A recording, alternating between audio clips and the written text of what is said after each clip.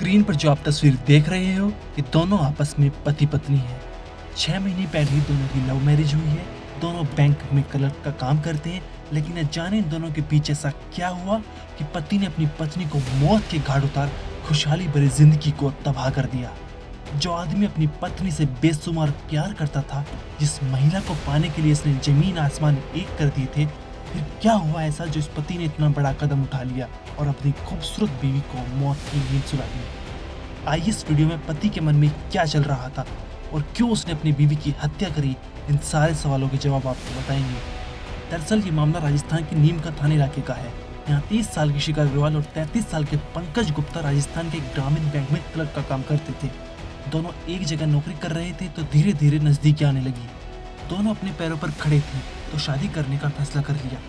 पिछले साल दिसंबर के महीने में दोनों ने परिवार वालों की रजामंदी से शादी रचा ली, लेकिन जैसे जैसे शादी को समय बीत रहा था वैसे वैसे दोनों पति पत्नी के बीच झगड़ों की संख्या बढ़ रही थी। धीरे धीरे झगड़े इतने बढ़ गए थे कि दोनों अलग अलग रहने लगे। पति अपने घर रहता था, वहीं पत्नी अपने मायके रहती थी।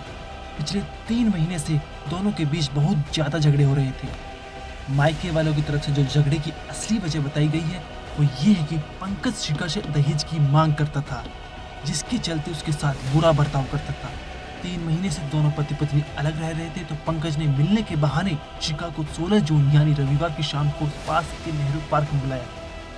शिखा 7 बजे पंकज से मिलने पार्क में गई, लेकिन वहाँ पंकज ने शिखा के साथ एक ऐसी घिनौनी वारदात को अंजाम दिया जिसकी कोई कल्पना भी नहीं कर सकता।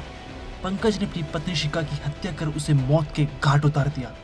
पंकज ने शिखा का मर्डर कर उसकी डेड बॉडी कार में डाली और शहर से 11 किलोमीटर दूर जाकर सड़क किनारे फेंक दी।